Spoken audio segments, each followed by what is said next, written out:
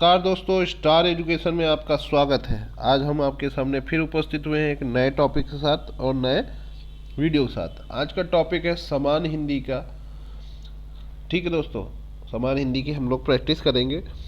वो प्रैक्टिस करेंगे समीक्षा अधिकारी मुख्य परीक्षा 2010 के क्वेश्चन पेपरों का। ठीक दोस्तों, चलिए फिर स्टार्ट करते हैं। स्टार्ट करने से पहले दोस्तों थोड़ी सी बेसिक जानकारी दें। अगर अभी तक चैनल को सब्सक्राइब नहीं किए तो चैनल को सब्सक्राइब कर लीजिएगा, बेल आइकन को जरूर दबाइएगा। साथ ही साथ अपने ज़्यादा से ज़्यादा दोस्तों को शेयर करिएगा जिससे उनको भी लाभ मिले। और दोस्तों वीडियो अंत तक देखिएगा। वीडियो कैसे लगे कमेंट बॉक्स में ज़रूर बताइएगा। चलिए फिर स्टार्ट करते हैं। पहला क्वेश्चन है, जिस पुरुष की पत्नी साथ नहीं है। क्या है? जिस पुरुष की पत्नी साथ नहीं है। जिस पुरुष की पत्नी साथ नहीं है, वाक्यांश के लिए एक शब्द है। ऑप्शन है ए अपत्निक, बी वियोगी, सी विधुर और डी उभयपत्निक। तो सही ऑप्शन क्या है दोस्तों? विपत्निक। क्या होता है? जिस पुरुष की पत्नी साथ नहीं होती उसको कहते हैं विपत्निक। ठीक, जिस पुरुष की पत्नी साथ नहीं उसके लिए उपयुक्त शब्द है विपत्नी। जिसकी पत्नी मर चुकी हो उसे विधुर कहते हैं। जिसकी पत्नी मर चुकी हो उसे विधुर कहे जाते हैं। ठीक है, जिसका किसी से वियोग हो गया हो उसे वियोगी कहते हैं। जिसका किसी से वियोग हो गया हो उसे वियोगी कहते हैं। ठीक है, तो वियोगी यानी जिसका किसी के साथ वियोग हो गया हो, किसी से वियोग हो गया हो उसको वियोगी। जिसकी पत्नी मर गई हो उसको विधुर, और जिसकी पत्नी साथ नहीं हो उसे विपत्निक। ठीक दोस्तों, चलिए अगले क्वेश्चन पे आते हैं। जिस पेड़ के पत्ते झड़ गए हो, जिस पेड़ के पत्ते झड़ गए हो के लिए एक शब्द है। पार्पण, अर्पण, पत्रहीन, अपात। तो दोस्तों इसका सही ऑप्शन क्या है? इसका सही ऑप्शन है अर्पणा। अर्पणा जो है उसका अर्थ होता है जिस पेड़ के पत्ते झड़ गए। ठीक दोस्तों, अगले फैक्ट पे आते हैं। तैरने की इच्छा को कहते हैं। तैरने की इच्छा को क्या कहते हैं दोस्तों? तरेच्छा, तितीर्षा, संतरोच्छा, जलवतरेच्छा। तो इसका सही ऑप्शन क्या होगा दोस्तों? तितीर्षा। ठीक है, तैरने की इच्छा को क्या कहते हैं? तितीर्षा। ऑप्शन क्या है? तैरने की इच्छा के लिए उचित शब्द है तितीर्षा। शेष विकल्प त्रुटिपूर्ण है। ठीक है, नेक्स्ट फैक्ट है, नेक्स्ट क्वेश्चन है। देवर का तत्सम है। देवर का तत्सम है देवर, द्विवर, दुवर या द्वितीय वर। तो इसका सही ऑप्शन क्या है? द्विवर। ठीक है दोस्तों, देवर का तत्सम शब्द क्या है? द्विवर। दोस्तों हम लोगों ने तद्भव, तत्सम, अनेक शब्दों का एक शब्द, ये सब हिंदी के वीडियो प्लेलिस्ट में है। ठीक है, प्लेलिस्ट हिंदी में आप जाकर वहाँ पर देख सकते हैं। और साथ ही साथ नीचे डिस्क्रिप्शन लिंक है, उस डिस्क्रिप्शन लिंक में भी उनके लिंक दिए हुए हैं। आप वहाँ पर क्लिक करके उस वीडियो में डायरेक्ट जा सकते हैं। ठीक, नहीं तो आप चैनल के थ्रू जा सकते हैं। ठीक दोस्तों, देखिएगा कैसा लगे बताइएगा, कमेंट बॉक्स में ज़रूर बताइएगा। ठीक है, चलिए अगले क्वेश्चन में आते हैं। मक्खन का तत्सम शब्द है माखन, माछड़, मत्स्य और मच्छर। तो सही ऑप्शन क्या है दोस्तों? पांचवे का जो सही ऑप्शन है मृक्षण। ठीक है, मृक्षण होता है। माखन का तत्सम शब्द है मच्छर। नेक्स्ट क्वेश्चन पे आते हैं। निम्नलिखित में तत्सम शब्द है। निम्नलिखित में तत्सम शब्द है। ए करोड़, बी तेल, सी पीपल और डी दिन। तो इन चारों ऑप्शनों में दोस्तों सही ऑप्शन क्या है? तत्सम शब्द है दिन। ठीक है, दिन है। निम्नलिखित तीन तत्सम शब्द है, जबकि करोड़, तेल, पीपल आदि तद्भव शब्द हैं। ठीक है, नेक्स्ट है। निम्नलिखित शब्दों में से एक तद्भव शब्द नहीं है। क्या कह रहा है दोस्तों? निम्नलिखित शब्दों में एक तद्भव शब्द नहीं है। तद्भव शब्द नहीं। तुरंत, आज, धीरज, खप्पर। ठीक है, तो धीरज तुरंत का त्वरित होता है। तो इसका सही ऑप्शन क्या होगा? सही ऑप्शन होगा आपका तद्भव। तुरंत का त्वरित होता है, आज का आद्य होता है, धीरज का धैर्य रहता है, खरपर ये खुद है, एक तत्सम शब्द है, इसलिए ये तद्भव नहीं है। ठीक है, इसका सही ऑप्शन डी हो गया। आगे बढ़ते हैं। नीचे दिए गए तत्सम तद्भव शब्दों के युग्म में से कौन सा युग्म त्रुटिपूर्ण है? ठीक है, त्रुटिपूर्ण पूछ रहा है। क्या है? क्षीर का खीर, दही का दही, दूध का दूध, दुग्ध का दूध, घृत का घी। ठीक है, तो इसका सही ऑप्शन क्या है? दही का दधी होता है, दही नहीं होता है। ठीक है, ये गलत है। नेक्स्ट क्वेश्चन है, नीचे दिए गए तत्सम तद्भव शब्द युग्म में से कौन सा युग्म त्रुटिपूर्ण है? त्रुटिपूर्ण बोलना है फिर। वचन का बैन, कपाट का कपड़ा, पुराण का पुराना और गंभीर का गहरा। तो तद्भव तत्सम युग्म में से कौन सा त्रुटिपूर्ण है? ठीक है, तो इसका सही ऑप्शन क्या है? कपाट का कपड़ा। ये गलत है। व्याख्या क्या कह रही है दोस्तों? दिए गए तद्भव तत्सम शब्द युग्म में वचन का बैन, पुराण का पुराना, गंभीर का गहरा सही युग्म है, जबकि कपाट का कपड़ा गलत है। सही युग्म है कपाट का कीवाड़ा। जैसे गांव में हम लोग बोलते हैं कपाट बंद कर लो, अपने माथे का कपाट खोल लो, यानी अपने माथे के दरवाजे खोल लो। नेक्स्ट है, संयोग शब्द का विलोम है दुर्योग, वियोग, सहयोग, कुयोग। तो सही विकल्प क्या है? सही विकल्प है इन 10वें का जो वियोग होता है, इसका सही अर्थ संयोग का विलोम क्या होता है? वियोग। नेक्स्ट है नीचे दिए गए शब्द युग्म में से कौन सा त्रुटिपूर्ण है? तो कौन सा है? अनुग्रह का आग्रह, बी ऑप्शन अनंत का शांत, सी ऑप्शन का जड़ चेतन और डी ऑप्शन आकृष्ट का विकृष्ट। तो इन चारों ऑप्शनों में दोस्तों सही ऑप्शन क्या है? सही ऑप्शन है अनुग्रह का आग्रह। ठीक है, अनंत का शांत, जड़ का चेतन और आकृष्ट का विकृष्ट विलोम होगा। ठीक है, अगले क्वेश्चन में आते हैं। ऋजु शब्द का विलोम है वक्र, बी ऑप्शन तर्क, सी ऑप्शन सीधा और डी ऑप्शन विरल। तो इन चारों ऑप्शनों में दोस्तों सही ऑप्शन क्या है? वक्र।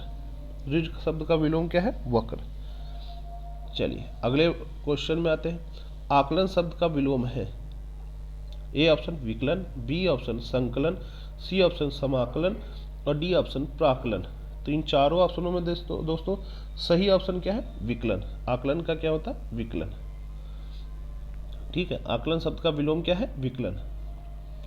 नेक्स्ट है, निम्नलिखित में से कौन सा विलोम युग्म त्रुटिपूर्ण है? क्षर का अक्षर, समास का व्यास, स्वल्प आयु का चिरायु, आहार का विहार। तो इन चारों ऑप्शनों में दोस्तों सही ऑप्शन क्या है? सही ऑप्शन है आपका आहार का विहार। ये त्रुटिपूर्ण है। ठीक है, क्षर का अक्षर होता है, समास का व्यास होता है, स्वल्प आयु का चिरायु। आहार का विहार नहीं होता, आहार का निराहार होता है। ठीक है, क्या होता है? निराहार होता है। ठीक दोस्तों, अगले क्वेश्चन में आते हैं। निम्नलिखित में कौन सा विलोम युग्म त्रुटिपूर्ण है? आमिष का सामिष, आधार का आधेय, विनत का उदत, विपद का संपद। तो सही ऑप्शन क्या है इसका? इसका सही ऑप्शन है आपका आमिष का सामिष। ये आपका त्रुटिपूर्ण है। ठीक है, क्या होता है? आमिष का सामिष ना होकर निरामिष होता है। क्या होता है? आमिष का निरामिष। ठीक, ये गलत है। विनत का उदत सही है, आधार का आधेय सही है, विपद का संपद सही है। ठीक है, आते हैं नेक्स्ट फैक्ट पे। नीचे दिए गए शब्दों में से किसकी वर्तनी शुद्ध है? किसकी वर्तनी शुद्ध है? ए द्वारका, बी पूजनीय, सी अंतर्ध्यान और डी अहिल्याई। तो इन चारों ऑप्शनों में दोस्तों सही ऑप्शन क्या है? सही ऑप्शन है आपका द्वारका। वर्तनी क्या है? शुद्ध है द्वारका की, और बाकी की वर्तनी जो है अशुद्ध है। ठीक है, व्याख्या क्या कह रहा है? व्याख्या में देखते हैं सही क्या है। सही है, द्वारका आपका सही है, शेष विग्रह अशुद्ध है, जबकि पूंजनीय का पूंजनीय होता है। क्या होता है? पूंजनीय। ऐसे लिखा जाता है दोस्तों। अंतर्ध्यान का अंतर्ध्यान होता है। ठीक है, ऐसे लिखा जाता है। अहिल्या का अहल्या होता है। दोस्तों ये बहुत इंपॉर्टेंट जो होते हैं वर्तनी है, ये इंपॉर्टेंट वर्तनी है, ये रिपीटेड वर्तनी है, समझ लीजिए, ये आती रहती है। ठीक दोस्तों, तो आप क्या करिएगा, इन चारों को एक कागज पेन लिख के एक जगह नोट्स बना लीजिए। जैसे पूंजनी, अंतर्ध्यान, द्वारका, ये सब अहिल्या, ये सब क्या है? कावित्री। ठीक है, ये सब क्या है? आपको कंफ्यूज करने वाले वर्ड होते हैं, क्योंकि हम लोग बचपन से जो चीज़ें सुन रहे हैं, उच्चारण कर रहे हैं, उसी के आधार पर लिखते हैं। तो हम लोग उच्चारण बचपन से ही गलत करते आ रहे हैं। अहिल्या कोई नहीं बोलता, अहिल्या बोलता है। अंतर्ध्यान नहीं बोलता, अंतर्ध्यान बोलता है। पूंजनीय बोलते हैं, बल्कि पूंजनीय होता है, पूंजनीय नहीं होता है। ठीक है, इसलिए क्या हम लोगों के गलत फैक्ट आते हैं। इसलिए एक बार लिख लेंगे और रोज़ रिवाइज करेंगे तो आपको 3 या 4 दिन में पूरी कंठस्थ हो जाएगी, फिर कभी आप भूल नहीं सकते। ठीक दोस्तों, चलिए फिर अगले फैक्ट में आते हैं। नीचे दिए शब्दों में से किसकी वर्तनी शुद्ध है। अब देखिए दोस्तों, इसमें फिर पूछा जा रहा है वर्तनी शुद्ध है, सन्यासी, अकाल, अनुग्रहित, आजीविका। तो इन चारों ऑप्शनों में शुद्ध कौन सा है? शुद्ध है सन्यासी। अनुग्रहित में यहाँ पर री लगता है, ठीक है। आजीविका में आपका वी लगता है, ठीक है। अकाल में लगता है आपका ये मात्रा नहीं लगती आ की, ठीक, अकाल होता है, ठीक है दोस्तों। तो आप ये देख लीजिएगा, मतलब एक पेज में 1-2 पेज की ही वर्तनी होती हैं जो पूछी जाती हैं, ठीक है। हम करवा ही रहे हैं, क्वेश्चन पेपर में करवा रहे हैं, आप इसी में लिखते जाइएगा, एक वर्तनियों का एक पेज में लिखते जाइए, ठीक है। फिर क्या होगा, रिवीजन टाइम में आप रिवीजन करते रहिए, याद हो जाएगा आपको, ठीक है। चलिए फिर आगे बढ़ते हैं। निम्नलिखित में से शुद्ध वर्तनी वाला शब्द कौन सा? देखिए ये भी बहुत इंपॉर्टेंट है, वर्तनी पूछते हैं बस। अंताक्षरी, अंत्याक्षरी, अंताक्षरी और अंताक्षरी। तो इसका विकल्प शुद्ध वर्तनी क्या है? अंत्याक्षरी, बी ऑप्शन, ठीक है। बाकी टूटपूर्ण है, ठीक है। अगले फैक्ट में आते हैं। निम्नलिखित में से कौन सा वाक्य शुद्ध है? अब वाक्य शुद्ध ही हम लोग करेंगे। यह आपकी अनाधिकार चेष्टा है, ठीक है। ये आपका देखिए अनाधिकार पे ही दो सब बना दिए, 2 क्वेश्चन जो है ऑप्शन अनाधिकार वाली ही उस पर बना दिए। यह आपकी अनधिकार चेष्टा है, यह आपकी चेष्टा अनधिकार है, यह चेष्टा आपका अनधिकार है, क्रम में गड़बड़ी कर दी है। तो इनका सही ऑप्शन क्या होगा दोस्तों? सही ऑप्शन है आपका बी, यह आपकी अनधिकार चेष्टा है। अनधिकार ऐसे लिखा जाता है, ठीक है, इसकी वजह से गलत हो गया ऊपर वाला, ठीक है। इसका यह आपकी चेष्टा अनधिकार है, इसका क्रम गड़बड़ है, इसका भी क्रम गड़बड़ है। तो इसका सही आंसर क्या है? यह आपकी अनधिकार चेष्टा है। चलिए आगे बढ़ते हैं नेक्स्ट फैक्ट में। निम्नलिखित में कौन सा वाक्य शुद्ध है? निम्नलिखित में से कौन सा वाक्य शुद्ध है? तो ऑप्शन क्या करें? यह उसने अपनी कमाई का अधिकांश भाग गंवा दिया, ठीक है। वह अपनी कमाई का अधिकांश भाग गंवा दिया, ठीक। उसने कमाई का अधिकांश भाग गंवा दिया, उसने अपनी कमाई का अधिकांश गंवा दिया, ठीक है। अब देखिए दोस्तों, अधिकांश बोल रहा है, अधिकांश भाग का ही एक परिचय है, ठीक। इसमें भी वही चीज़ बता रहा है, वह अपनी कमाई का अधिकांश भाग गंवा दिया, तो ये भी उसी में बता रहा है। उसने अपनी कमाई का अधिकांश भाग गंवा दिया, इसमें भी भाग बता रहा है। अधिकांश खुद ही एक भाग का ही संकेत है, इसलिए ये तीनों गलत है। सही ऑप्शन क्या है? ये उसने अपनी कमाई का अधिकांश गंवा दिया, ठीक है। अगले भाग में आते हैं, अगले क्वेश्चन में आते हैं।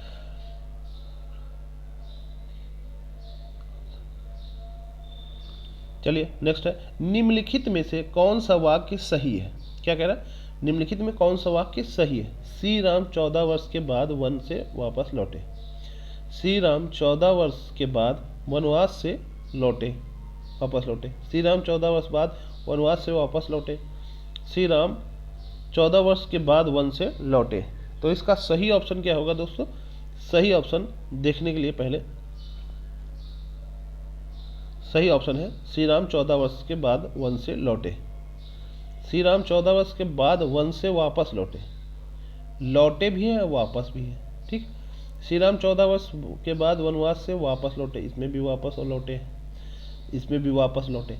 वापस तो खुद ही एक संकेत है आने का, ठीक है। लौटे भी है, ठीक है, तो इसलिए सब गलत है, ये वाला सही है, डी। चलिए आगे पढ़ते हैं। निम्नलिखित में से कौन सा शब्द विशेषण नहीं है? अब विशेषण विशेष का पूछ रहा है। कुटिलता ऑप्शन ए, बी जटिलता, सी ऑप्शन है आपका कौटिल्य और डी ऑप्शन कुरूपता। तो विशेषण शब्द कौन सा है? तो इसका विशेषण जो है क्या होता है? देखिए कुटिलता का कुटिल होता है, विशेषण क्या होता है? कुटिल, ठीक है। जटिलता का जटिल होता है विशेषण। कौटिल का कुटिल होता है, कौटिल का भी कुटिल होता है। कुरूपता का कुरूप होता है। तो दोस्तों ये एक तरह से सब विशेष हैं, ये सब विशेष हैं, ठीक है। और ये जो विशेषण है वो इस तरह होते हैं, कुटिलता का कुटिल, जटिलता का जटिल, कौटिल का कुटिल और कुरूपता का कुरूप, ठीक है। चलिए आगे बढ़ते हैं। इसलिए इसमें कोई सही नहीं है। नेक्स्ट क्वेश्चन है, नीचे दिए गए किस वाक्य में विशेषण का प्रयोग हुआ है? विशेषण का प्रयोग हुआ है। देखिए दोस्तों, विशेषण का प्रयोग पूछ रहा है, ठीक है। ऑप्शन क्या क्या है? राम और श्याम भाई हैं, ठीक। राम ने माँ से पानी और खाना मांगा है, ठीक है दोस्तों। सी ऑप्शन कह रहा है माँ ने खाने में दाल और रोटी परोसी। डी ऑप्शन, राम ने रोटी खाकर और रोटी मांगी। तो इन चारों ऑप्शनों में दोस्तों सही ऑप्शन क्या है? राम ने रोटी खाकर रोटी मांगी, ठीक है। इसमें विशेषण का प्रयोग है खाकर, ठीक है। रोटी विशेषण है, ठीक है। रोटी मांगने की क्रिया विशेषण है, ठीक। आगे नेक्स्ट क्वेश्चन में, नीचे दिए गए वाक्य में विशेषण का प्रयोग हुआ है। विशेषण का प्रयोग हुआ है, ठीक। लड़का आया है, ऑप्शन ए। ऑप्शन बी है वह गुलाब के फूल लाया है। सी ऑप्शन, गुलाब के फूल मुझे पसंद है। डी ऑप्शन, वह लड़का फूल देकर चला गया। तो इन चारों ऑप्शनों में सही ऑप्शन क्या है? वो लड़का फूल देकर चला गया, फूल देकर चला गया, ठीक है। अब पढ़ते हैं, इसका व्याख्या करते हैं। नीचे दिए गए वाक्यों में विशेषण का प्रयोग वह लड़का फूल देकर चला गया, ठीक। वाक्य में, उपयुक्त वाक्य में वह सार्वनामिक है, ठीक है। तो यहाँ पर कौन सा है? वह सार्वनामिक विशेषण है, ठीक है। अब सार्वनामिक विशेषण क्या होते हैं देखते हैं। ऐसे सर्वनाम जो संज्ञा से पहले लाकर उस संज्ञा शब्द की विशेषण की तरह विशेषता बताता है, वे शब्द सार्वनामिक विशेषण। जैसे वह पुस्तक, वह आदमी, वह लड़की, ठीक है। तो इसमें क्या हुआ दोस्तों? देखिए, इसमें वह लड़का, तो ये जो है आपका सार्वनामिक विशेषण है, ठीक है। आगे बढ़ते हैं नेक्स्ट क्वेश्चन पे। सुगंधित कस्तूरी के लोभी की शिकारी राजस्थानी हिरण का अवैध शिकार करते हैं। वाक्य में है कितने विशेषण और कितने विशेष? तो दोस्तों ऑप्शन है 3 विशेषण 3 विशेष, 2 विशेषण 2 विशेष, और 4 विशेषण 4 विशेष, और 3 विशेषण 4 विशेष, ठीक है। तो इसका सही ऑप्शन क्या होगा दोस्तों? 4 विशेषण 4 विशेष। देखिए, सुगंधित, ठीक, लोभी, राजस्थानी, अवैध, ये आपके विशेषण हो गए, ठीक। कस्तूरी, शिकारी, हिरण, ठीक है, और ये 4 विशेष हो गए, ठीक दोस्तों। तो 4 विशेषण 4 विशेष है। चलिए व्याख्या देख लेते हैं। सुगंधित कस्तूरी के लोभी शिकारी राजस्थानी हिरण के अवैध शिकार करते हैं। इसमें 4 विशेष 4 विशेष है। संज्ञा या सर्वनाम की विशेषता बताते हैं उसे विशेषण कहते हैं, और जिसकी विशेषता बताई जा रही है उसे विशेष कहते हैं, ठीक है। समुद्री सांप में घातक परंतु बहुत कीमती जहर पाया जाता है। अब देखो, इसमें भी पूछ रहा कितने विशेषण कितने? समुद्री सांप, एक ये हो गया। घातक परंतु बहुत कीमती, घातक और बहुत कीमती जहर पाया जाता है। सांप, जहर, ठीक है। कितने विशेषण और विशेष है? ए ऑप्शन है 3 विशेषण और 2 विशेष, 2 ऑप्शन 2 विशेषण और 3 विशेष, और सी ऑप्शन 2 विशेषण और 2 विशेष, और डी ऑप्शन 4 विशेषण और 2 विशेष। तो सही ऑप्शन क्या है दोस्तों? ए क्या है? 3 विशेषण और 2 विशेष, 1 2 3, ठीक। ये 3 विशेषण है, और 2 विशेष क्या है? सांप और जहर, ठीक दोस्तों। आगे बढ़ते हैं नेक्स्ट फैक्ट पे। दशरथ के प्राण राम के लिए आकुल थे। वाक्य में मुख्य विशेष क्या है? तो मुख्य विशेष ऑप्शन कह रहा है Dasharath, B option Ram, C option प्राण, और डी ऑप्शन आकुल। तो सही ऑप्शन क्या है? प्राण। किसके लिए आकुल थे? वो प्राण आकुल थे। दशरथ के प्राण जो है राम के लिए आकुल थे, मुख्य विशेष वही है। चलिए आगे बढ़ते हैं नेक्स्ट फैक्ट पे। जो स्त्री सूर्य भी ना देख सके, जो स्त्री सूर्य भी, अनेक शब्दों का एक शब्द क्या है दोस्तों? हम लोगों ने एक अनेक शब्दों का एक शब्द भी पढ़ा है, वो आप डिस्क्रिप्शन में लिंक दिया हो, वहाँ जाकर आप क्लिक करके देख सकते हैं, ठीक है। हम लोग हिंदी के मोस्टली चैप्टर कंप्लीट के लिए, मतलब हिंदी को पूरा ही कवर किए 33 वीडियो के साथ, तो आप सारे वीडियो देख सकते हैं और उसको अच्छे से पढ़ते हैं। साथ ही साथ प्रैक्टिस भी करवाए हैं, पिछले एग्जामों के प्रश्न और अन्य प्रैक्टिस सेट वो भी करवा के उसको हम लोगों ने करवाया, ठीक है। चलिए फिर, जो स्त्री सूर्य भी ना देख सके, वाक्यांश के लिए एक शब्द है असूर्यदर्शनी, असूर्यदृष्ट, असूर्यपश्या, असूर्यपश्या। तो सही ऑप्शन क्या है 28 का? जो 28 का सही ऑप्शन है वो है आपका असूर्यपश्या, ठीक है। जो स्त्री सूर्य भी ना देख सके, असूर्यपश्या। नेक्स्ट है, जो युद्ध में स्थिर रहता है उसे कहते हैं, जो युद्ध में स्थिर रहता है उसे कहते हैं युद्ध स्थाविर, युद्ध स्थिरिक, युधिष्ठिर और युद्ध स्थायी। तो इन चारों ऑप्शनों में सही ऑप्शन क्या है? युधिष्ठिर, जो युद्ध में स्थिर रहता है उसे कहते हैं युधिष्ठिर। चलिए आगे नेक्स्ट पॉइंट में, जो हमेशा रहने वाला है उसे कहते हैं, जो हमेशा रहने वाला है उसे क्या कहते हैं? शाश्वत, अनवरत, अप्रतिहत, अजीवक। तो इसका सही ऑप्शन क्या है दोस्तों? शाश्वत। ठीक है दोस्तों, इस तरह हम लोगों ने 30 क्वेश्चन किए हैं 2010 के मुख्य परीक्षा, समीक्षा अधिकारी के मुख्य परीक्षा के समान हिंदी का। ठीक दोस्तों, वीडियो कैसा लगा कमेंट बॉक्स में जरूर बताइएगा। ठीक है, और अपने ज़्यादा से ज़्यादा दोस्तों को शेयर करिएगा, और चैनल को अभी तक नहीं सब्सक्राइब तो सब्सक्राइब कर लीजिएगा दोस्तों, और दोस्तों को भी भेजिए और उनको भी बोलिए कि चैनल कैसा लगेगा तो सब्सक्राइब करिए। ठीक है, नमस्कार, बहुत बहुत धन्यवाद।